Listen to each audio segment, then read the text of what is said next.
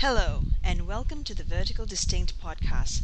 My name is Rowena Morais, and today's guest is Doug Lawrence. Now, the reason I've brought Doug on this show today is because Doug is the founder of Talent C, a HR solution provider, and he's been instrumental in developing a curriculum to train people on how to become effective mentors. And might be interested to note that his company was recently ranked third in HR.com's Leadership 500 Awards in the Leadership Partners and Providers International category. So, congratulations, Doug, and welcome on board. Rowena, thank you so much for having me, and thank you for that wonderful introduction. Um, what I'm hoping to be able to do today is to just share a little bit of some insight into what I call the mentoring discipline, Yes. and talk, definitely talk about that aspect. And I want to be able to dispel some of the myths that are out there. That one of the main ones that I see quite a bit of nowadays is that we're still kind of caught up in the old adage that mentoring is that very wise old sage or that wise old owl with the gray hair and the snow on the roof, passing on their wisdom and knowledge to a younger person, when in fact there's a large paradigm shift that's actually taken place in the mentoring space, and we've now moved to what we call modern or effective mentoring. And mentoring is now based on a two-way trusted relationship where both people that are involved in the relationship are going to learn and develop and grow personally and professionally. And it's such a powerful tool that it's now starting to gain lots of momentum, and we're seeing that take place in a lot of places. I want to just share with you two quotes that I came across very recently and just share with our listeners as well. The first one's by Sean Hitchcock. A mentor empowers a person to see a possible future and believe it can be obtained. And the second one I really love, which is from Bob Proctor, is a mentor is someone who sees more talent and ability within you than you see in yourself and helps to bring it out of you. And I think that these two quotes really are very powerful in their positive energy that they give off, and it gives you the sense, the feeling, and the belief that this is really something that is pretty much within all of us. I mean, the point that you made. So I think it's a powerful tool if we can learn what we need to do to get it done right, because I think there's still, you can't just simply get into it without knowing and fully understanding what's involved. And that's part of the reason why I called you on board here today, to get an idea of what it mentoring really is, how does one go about doing it, and to hear some stories from you, because I'm sure you've got a ton of stories as to what this whole process has meant for some people and how it's probably had a bit of a transformational effect. Yeah, for sure. And I definitely do have a whole suitcase full of stories that I can certainly share, bearing in mind, of course, that the stories are, no names are mentioned in the Sure. stories because of the confidentiality of the relationship and that, but Absolutely. certainly all the background stuff. But the one thing that, just listening to those quotes, which are very powerful, very dynamic, one of the things that we always seem to get caught up on is that the mentoring process is one where I need to be able to tell somebody, well, this is what I did as in the workplace, or this is what I did in a personal situation, and it worked well for me, so therefore you should go forward and do much the same thing. And with the paradigm shift, we now use what we call the Socratic method. So we ask a series of questions to guide people to the answer, rather than us telling them, this is what you need to do. So that's part of the shift, and it's kind of, it's shaking that myth of, the wise old sage, the wise old, the person with the snow on the roof passing on their wisdom and knowledge. That myth is now starting to, kind of be moved off to the side, and we're seeing the change coming back to the aspect of, it's a mutual, trusted relationship where we both learn and grow. And anyone can be a mentor. You know, I think I shared with you earlier the fact that, I've got a 14-month-old granddaughter, and every time I spend time with her, she teaches me something new, unbeknownst to her, but she teaches me something new. So age is not a factor in this whatsoever. Having said that, I'm also very much aware of mentoring relationships that have gone bad, and they've actually turned people off of mentoring. And it was like, just get away from me and don't talk to me. I remember I was at a business meeting, and I had a young person sitting beside me, and she said, what do you do for a living? And I said, oh, well, I'm involved, I guess my market niche, if you want to use that, or where I've found myself landing, my legacy, my calling, so to speak, is mentoring. And she said, get away from me. Just, I don't want to talk to you about mentoring. And I said, please help me understand what it is that you've experienced. And she told me this horrific story of being assigned a mentor who really didn't want to be a mentor and just poisoned her on the whole concept of mentoring. And so I took some time to explain to her that what you experienced is not the norm, and that there are good people out there that can be a mentor for you and help you grow personally and professionally. So go ahead. I was going to say, yeah, I guess in any kind of profession, there's bound to be good experiences and bad ones. So it's really unfortunate. But the good thing is she met you to help, reset the button on this, so to speak. But if you had to, if someone was coming to this for the first time and didn't really know much about it, we don't want them to sort of guess at this. How would you describe the mentoring experience as being about, and why would anybody want to get into that area? So as far as, and I'll come back to you, I'll look at that from two perspectives. Why would anyone want to get involved in this area? So why would I want to have a mentor is the first question. And then the second one is, why would I want to be a mentor will, kind of be the second question. So when I look at it from the aspect of why would I want to mentor, some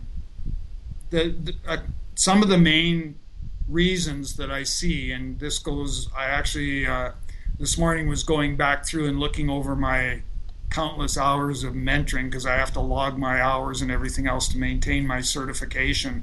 But I was going back through, and what I saw, sort of taking a snapshot of that activity, was I saw a lot of people that were just not sure, number one, of themselves, and number two, struggled with communicating what that was. They struggled with communicating in general with people around them and didn't know what is the path I need to take in order for somebody to understand what's bothering me. And so I also saw lots of internalization. So people internalizing challenges that they're facing rather than talking their way through that. I saw people that were mired in toxicity and negativity, and were just unable to deal with that. I saw people that were struggling and dealing with low self-esteem, lack of confidence, and a number of different things. I saw people that were struggling in their family with communicating to family members on some situations that could be very conflict in nature. So I saw lots of that going on, and so those are a lot of the people that eventually reach out. Sometimes it takes a push. Let's just spend some time together, and we'll see where this goes. And so typically what I'll do with a lot of people, if it's new, is, let's just not call it mentoring right now. Let's just start to build a trusted relationship, and let's see where this goes. And then I slowly interject some of the mentoring concepts or the mentoring tools in there to help them. So, can mentoring help everybody?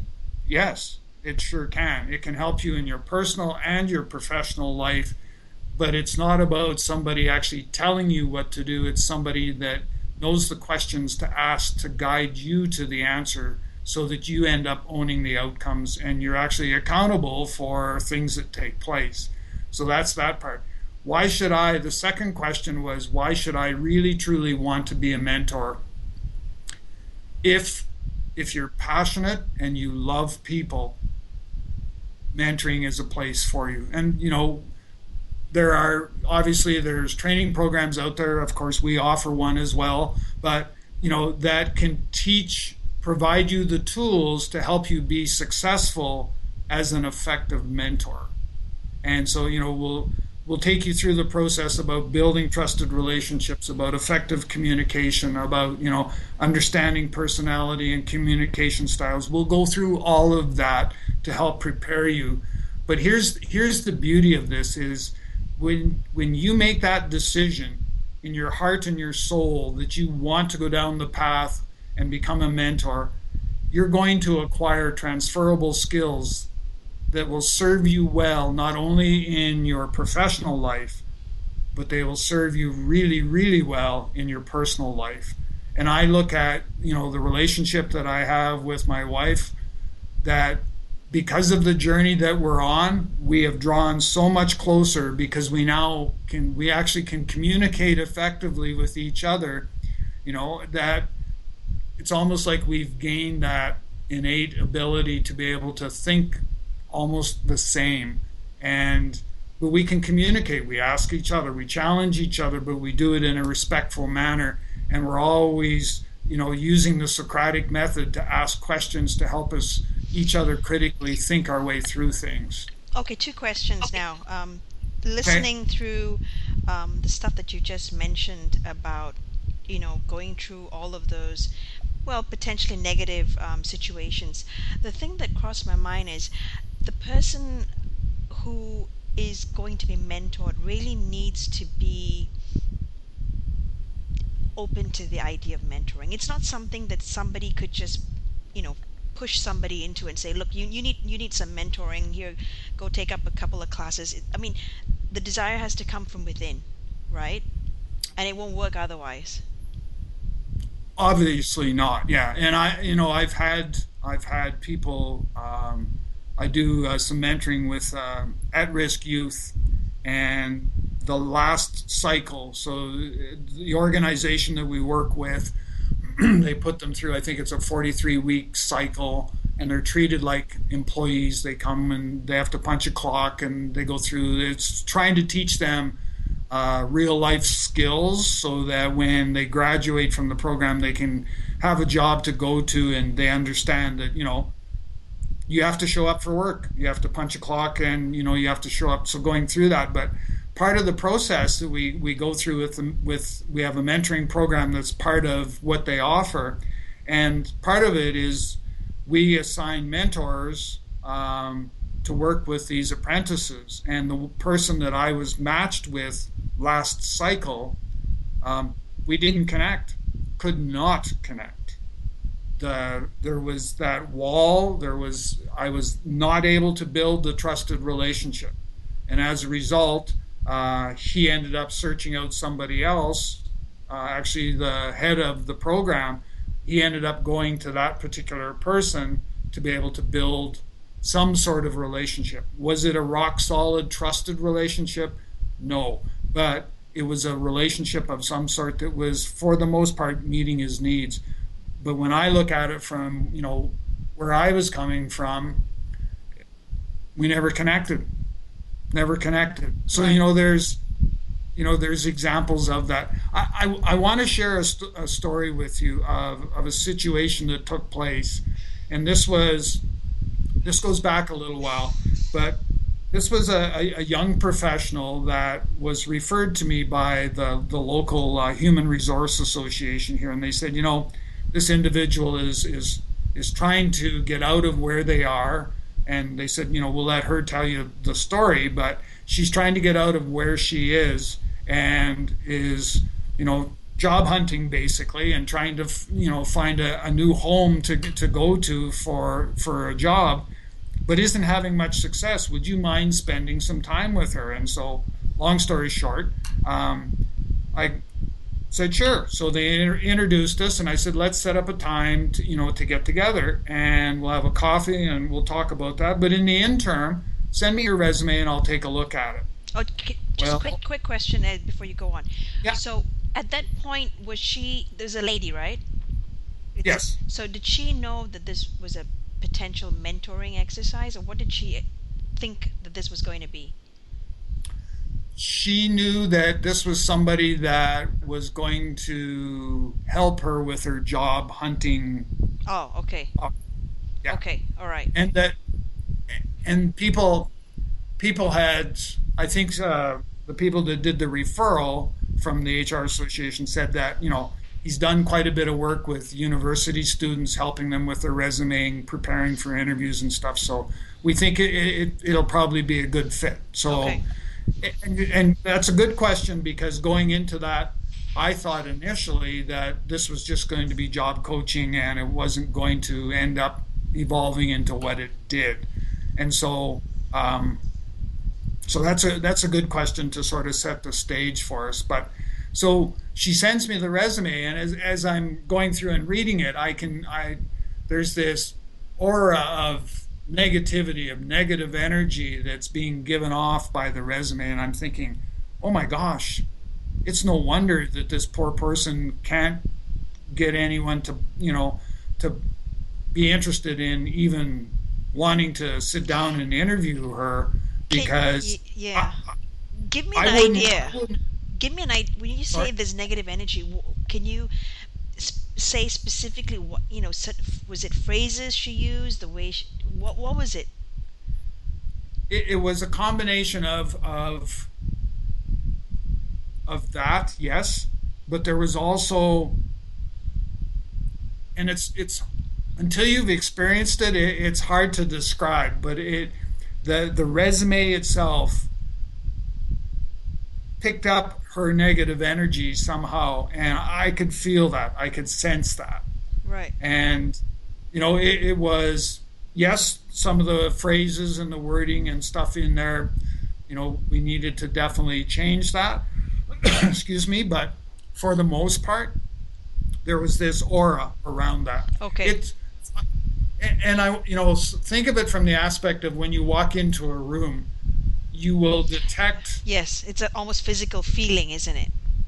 It I mean, is I've exactly. experienced that with pictures, right? Like negative energy pictures, but I haven't really with text. So that's why I was a bit curious as to what was it specifically. But you're saying it was more than just the text. It was just something emanating. Okay, intriguing. Yeah. Okay. And some folks are going to go like, oh boy, Oh, they find, yeah, like, what's with this? But it does happen, and I'm truly blessed that I have been able to. I call it a gift. It's part of the gift of mentoring, is that because of what I'm doing and everything else, and sharing the gift in that, I have the capability or the capacity to be able to get a sense when someone is very negative and when someone's very positive. And one of the things, when I do speaking engagements, I like to play with people a little bit. And what I'll sometimes do is I'll say, when you folks came in here and went to sit down, did you think about why you sat where you sat?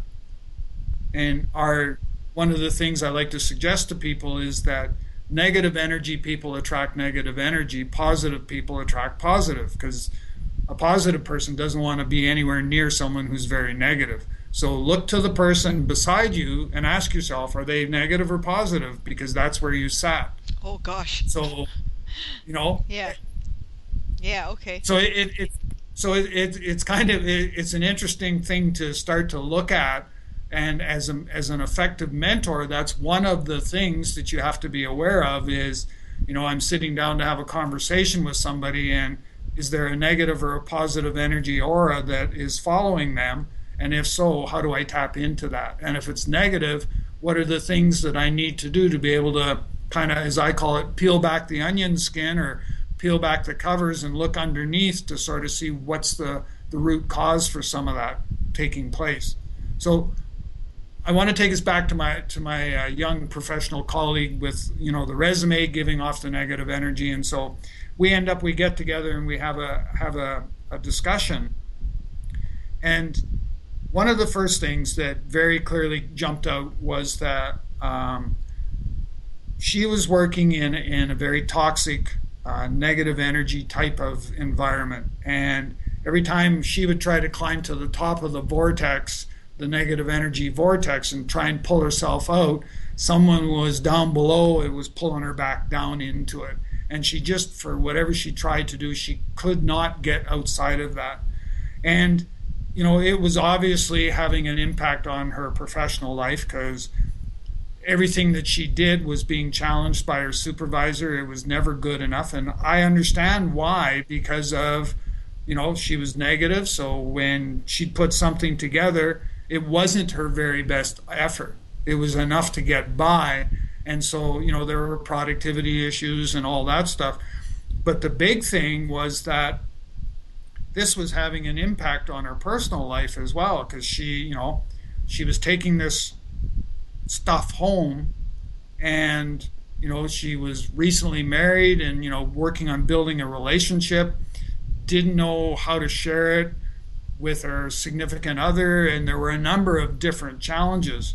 And so we took a look at the resume first, and I said, we got to throw this out, get rid of it, and we got to rebuild something that is going to mark the new beginning, the new you. And so we did that. We, put this together. But one of the other things that was important was I needed her to believe in what was in the resume and needed her to believe in who she was as a person. And one of the things that I saw in her was somebody that had low self-esteem, lack of confidence in who she was. But a large part of that was driven by the environment that she was working in. Because of the negativity, everyone that surrounded her were all negative individuals. And I basically said to her, we need to get you out of there. And she said, I'm trying, but I can't get any interviews. And I said, okay, here's what we're going to do. Number one, we're going to rebuild you as a person. Number two, we're going to rebuild your resume to reflect the new you. And then I want you to practice this on an ongoing basis. You have to believe in who you are as a person. So we redid the resume, and then we started to work on her. And it was some very simplistic things, such as when she would be having a conversation with me, if she talked in a negative context, I would say, is there a different way that you could say that? And it would force her to think in a different context. Right. You had a question. Yeah, I was just wondering. I mean, the two things you mentioned just now, you said work on rebuilding her and work on rebuilding her resume. I think the second one was a lot easier. I'm just wondering, some of the stuff could, depending on the context, the situation, it's like tip of the iceberg kind of thing. You really don't know what you're dealing with until you get into it, and some of these things could take a very long time to get to the bottom of. So that affects the relationship, that affects the person who's being mentored, and that also affects the mentor, right? Like, so how do you know sometimes when you're going to be successful in this, and when you think, oh gosh, this is too big?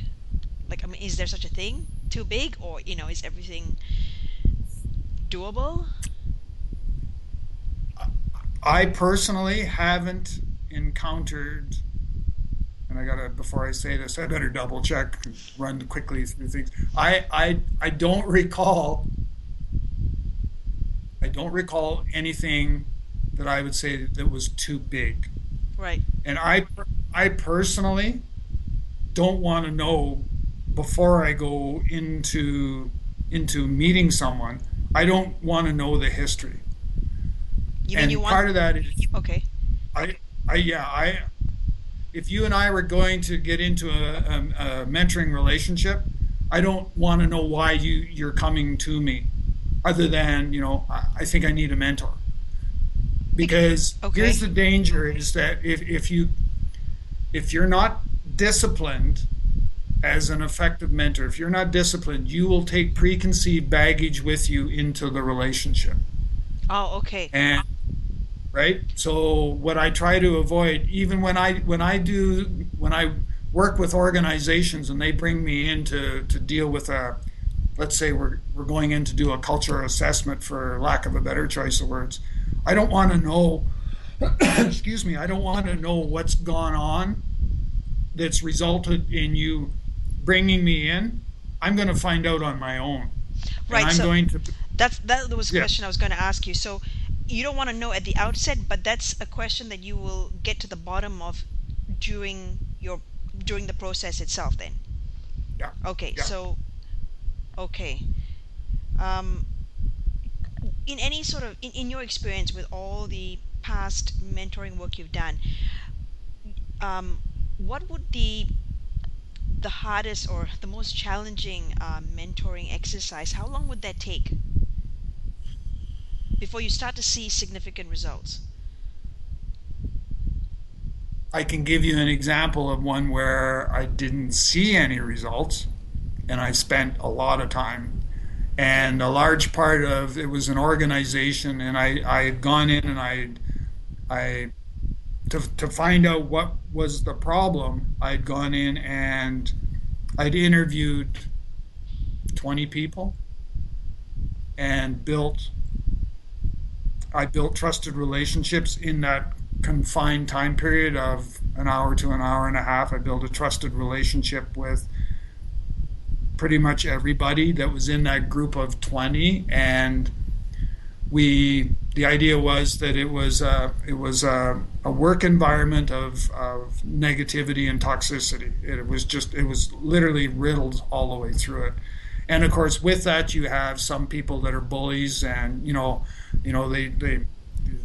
they're very. There was probably evidence there of harassment and that, and sometimes organizations have to make decisions, and in this case they made a decision that that was okay.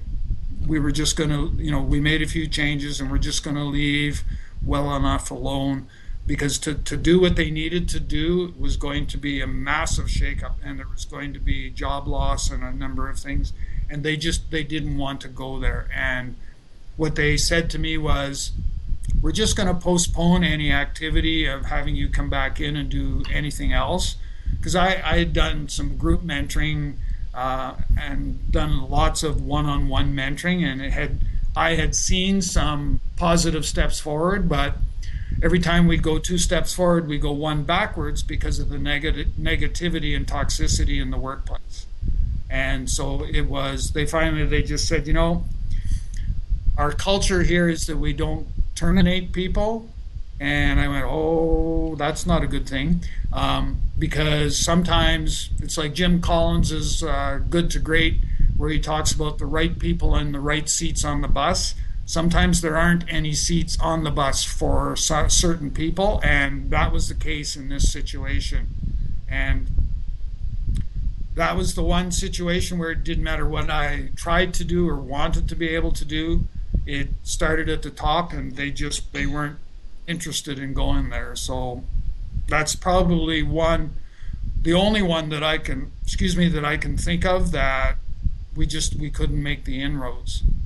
Well, yeah. So now I'm thinking, um, a lot of this is, it's not completely within your sphere, the end result. There's other factors as well. So like you were talking about, two steps forward, one step back. If you're in a situation, and typically in your mentoring situation, if everything was great, they wouldn't be a need for it. So you take for granted that the situation is not so great, whatever the cause may be. So they get into a mentoring relationship, but then these other factors are still there, and unless they can address or deal with these other factors, they impact on the work that you're doing anyway.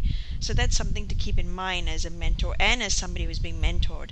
And the second thing I was going to say is, a lot of this stuff is really hard to deal with, primarily because it's all like a bit hazy. Soft skill, it's like when you're dealing with technical skills or hard skills, everything's clear cut, it's black and white. Here it's all shades of gray, and that makes, I guess, the job of the mentor and the person who's receiving that a little bit harder to figure out, boundaries, and where things stand, and how do they know that they're achieving progress, right? What do you think? No, I agree, and I think that's where where we haven't done ourselves any great service over the years in that we haven't really provided the tools to people that actually do mentoring. We haven't given them the tools to help them be successful in helping other people and obviously helping themselves grow as well. We just haven't done that. And I know that was one of the things that when I started this journey a number of years ago, that was one of the things that jumped out at me was, oh my gosh, we talk about this wonderful gift, this gift of mentoring, but we don't give people the tools that they need to have in order to be able to do it effectively, or whatever term you want to use. And we're just letting them kind of wander out there and do the best they can. Are they doing good? Sure. Could they do better? Yes. So that it's the aspect of, would you I look at it from the aspect of, would you like a doctor who had, very little training to do a major operation on you, or would you prefer to have, somebody that was very skilled and schooled in that and had the experience in that to be able to do that operation? So that's how I look at it, is that me personally, knowing what I've gone through now and seeing the differences that I have been able to make in many people's lives, even going back to that example that we talked about, it didn't end up the way I wanted it to. There were still some good news stories that came out of that. There was people that said, one of the things I kept telling people is, it's the good people that leave because they can, and that's what ended up happening. Was a lot of the quality employees left that organization and went on to someplace else. So it was good for them because it helped them realize that I'm capable of a lot more, and I'm not getting that here. Mm. Okay, so that we're sort of half an hour into this Okay. show, and we probably have another 10 to 15 minutes, if that's okay with you. And the Yeah. aim for this was really to look at the whole idea of mentoring and why you think it works. And I think one of the main messages you want to get across is really that anybody can get into it. If you had to look back and at one particular client or somebody you dealt with that you felt underwent that process and just was transformed, could you tell us their story? I was actually part way down that path with Okay, the young person. Yeah, so that and was the one. so Okay, let's bring that back in. So okay, that was the young professional with the resume with the negative energy, and that, just to refresh our yep, listeners' memory on that one. So part of the what we ended up doing is we were meeting fairly regularly. We were meeting weekly actually, and going through this process, but there was definitely self-esteem, self-confidence issues, and so we worked our way through that. And one of the things we did, which sounds maybe a little corny at the time, but it worked great, was we took yellow post-it notes, or I had her take the yellow sticky notes and write positive affirmations on there. I am a good person, I do good things, I do good work. And I had her stick them to the mirror in her bathroom, so when she's getting ready for work in the morning, all this positive energy was coming at her from these messages. And I got her to believe, as she goes to work, I got her to believe in who she was as a person. She even went so far as to go out and buy some new clothes. And I always jokingly say, and I still stay hidden from her husband because, she went and spent all this money on clothing and that, and he probably doesn't. She said, well, Doug told me that I should go get some more clothes, and so I've gone and I've spent all this money and stuff. So we always jokingly talk about that. But for her, it was like, the best way to describe it is that if we were sitting in a room with no lights on, and she was to walk in the room, the positive energy, the aura that she now gives off would light the room. It would literally light the room. And it was she would go for an interview, and she'd come back from the interview, and we'd sit down and have a conversation, and she'd say, you know they're idiots because they didn't hire me. And I said, okay, well, can we reframe that in a positive context? And she did. And I said, so cast aside all that negativity and look for the positive in everything that happens. How long did that process take? Oh gosh. We were probably 3 months. What was the hardest part? The hardest part was getting rid of the negative energy because because that impacted the self-esteem, self-confidence, huge impact on that. So it was for us to be able to to work past that and get past that. What was your Here's strategy for that? the big thing was no preconceived notions For and you? let's talk. For you? No For yeah, I had no preconceived notions going in, what this was, what was causing this, what this was going to be, and it was making sure that I was listening and hearing what was being said. And for a mentor, that's something that you have to be able to do and do well, is you have to listen and you have to hear what's being said, because in those messages are trigger words that guide you to the next set of questions that you need to be asking to help them Okay. bring out, right? To Right. help them bring out. Okay, so question on the it escapes me now. You said no preconceived notions. So does that mean that you did not ask her any questions about her past or her background? Was it just dealing with whatever she said? I let her guide where we're going, So you but didn't you I, didn't ask you know, anything in that sense. um, You didn't probe. Like if she gave you the information, you probe on what she talks about, but you yeah, don't probe um, like proactively. So no, she's because determining the agenda in a way. Is that it? yes, yes. Okay, question. Um, how do you go through this whole process without you say you don't you have to listen and and when you listen you have you come across the triggers so you know what to do, but how do you go through this whole process without any kind of judgment, because surely that creeps in. It's human nature, no? T- Um, if it did, and I still to this day I don't have, when I go into a mentoring relationship, I don't set expectations and I don't impose my expectations on others, because if I want to set myself up for failure, then I need to go in. I'll go in with expectations. And so, I'll give you an example. Working with at-risk youth, their lives, they come from a tumultuous life where there's alcohol, drug dependency, there's probably different kinds of abuse and that's taken place.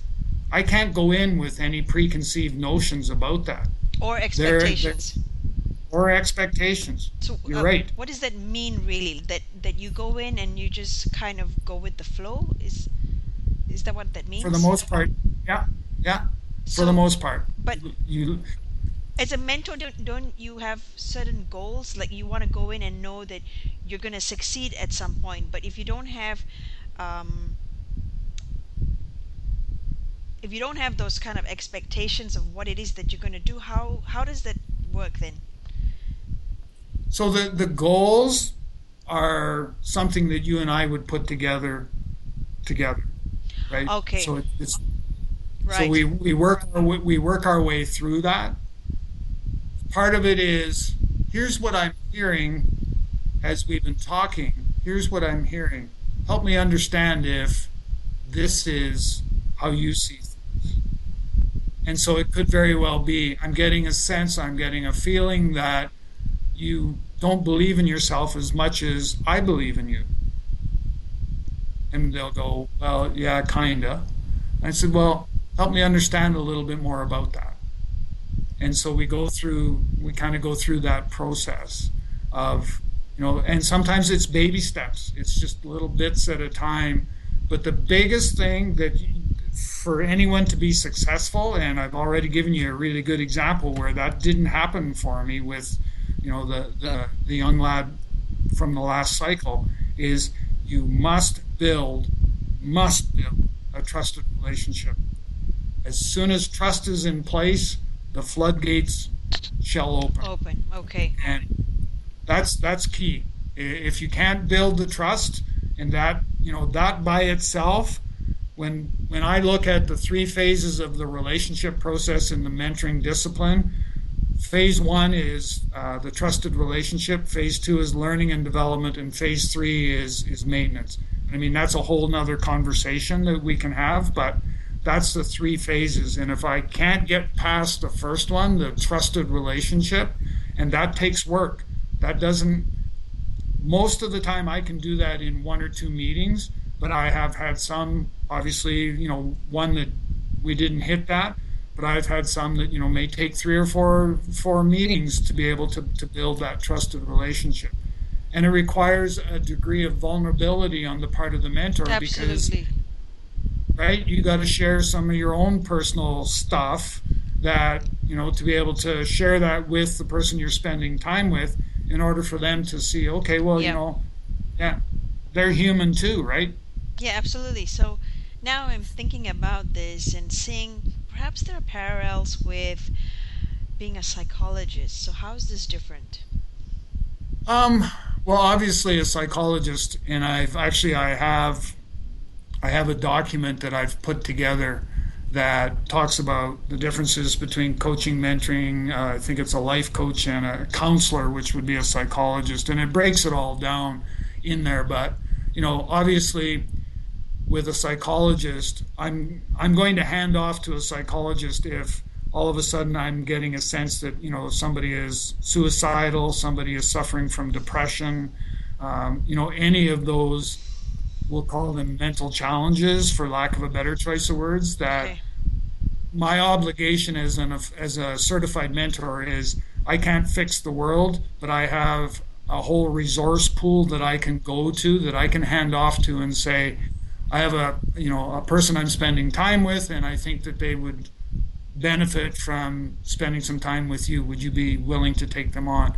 I just recently, I think I had two situations here, people that I'm spending time with that, you know, told me a story of something that they're dealing with, and I went, okay, I could probably navigate my way through that, but am I bringing value to the relationship by trying to do that, or do I need to hand off? And I said, I think we need to be looking for counselors, people that are trained in this area. And so that's what we did, was we went off and we looked and found them counselors, and they've been spending time with the counselor. They still spend time with me because I bring something different than what the counselor does. So, that's part of that, the whole process.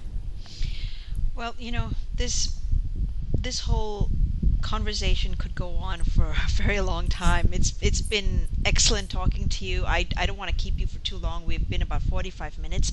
I think what we'll do is wrap it up here. And before we end, just sort of cover off what we talked about, which was what mentoring was all about, what we think that other people can do if they want to get onto it. We have a plan to do another 2 or 3 interviews, and in those interviews, we're going to touch on things like, once somebody is ready and thinks that this is something that they want to do, how they would go about getting into that space and what they should look out for, things that they should avoid. So that's going to be a pretty interesting topic to get into. But even today, all the conversations we had about those people, the clients that you had, and the breakthroughs, um, I think when you see the work that you do having such significance and such impact, it really makes a difference in you wanting to continue in that journey. And obviously, for the person who has been mentored, um, some of these things could really be tremendously life changing. And as you pointed Yes. out, it's workspace and personal space. It all comes together. So if you I just wanted to give you a chance to wrap up if you wanted to highlight certain things or keep tips, I guess, this would be a good time to do that. The one thing I think I'd like to bring closure to the story that we were sharing, and just indicate that it ended really, really on a very positive note. And she actually ended up with three job interviews as a result of all our time spent together. And she ended up going into a temporary role, and they absolutely fell in love with her. She was an advocate for positive energy in the workplace, and they created a permanent position for her because of all of that.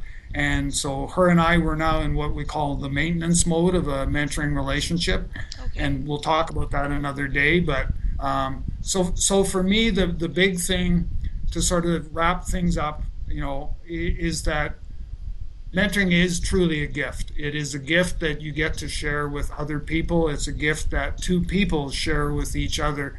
And it does have an impact on both your personal and your professional life. And, think of it over again. People out there that are doing good things, as mentors. You still there? Yeah, sorry, it was a bit, Still there? it was a bit, Broken? yeah, broken just now for about a minute. Yeah, I'm getting a signal that we got internet connection problems. But anyhow, so to sort of make it really quick, is that here, what the message that we're delivering is one where mentoring does have a great place for in whatever walk of life you're looking at, whether it be personal or professional. To do it effectively, there are tools, and we'll talk about those, as we continue our journey here together. Um, but I want people to, sort of take the step back from our conversation today and say, have I had situations that have taken place where I could have benefited from spending time with someone in a mentoring relationship? And I'm willing to bet you that 95% of the people will answer that question, yes. And so, yeah, so thank you for this. This is anytime we get the chance, the opportunity to share the story about the power of mentoring, it's time well spent. So Absolutely. thank you. Thank you, Doug, for doing this. I think that we've got some really great material here today, and I'm very excited about the opportunity to be able to share your message with the rest of our listeners, and hopefully this makes the difference. And even if it's for one person, I think it's the difference that makes your day. So thank you so much for taking the time to do this, and we'll reconnect and do another interview shortly on how to actually begin that process. Thank you once again, Doug. Excellent. Thank you very much. Bye for now.